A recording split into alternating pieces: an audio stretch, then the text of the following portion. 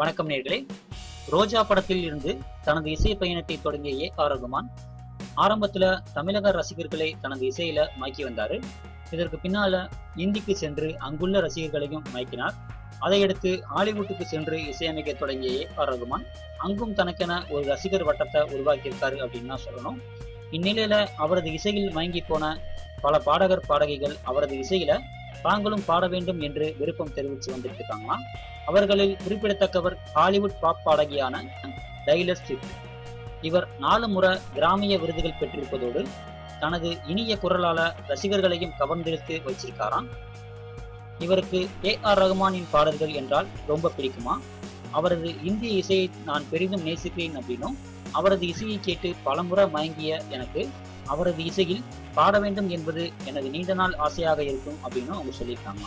ரகுமான் அவர்களும் தனது இசையில பாட வருமாறு டைலர் ஸ்விஃப்ட்டுக்கு அழைப்பு விடுத்திருக்காராம். சரி நேயர்களே, மீண்டும் ஒரு சினிமா செய்திகளுடன் உங்களை சந்திக்கிறேன். நன்றி, வணக்கம்.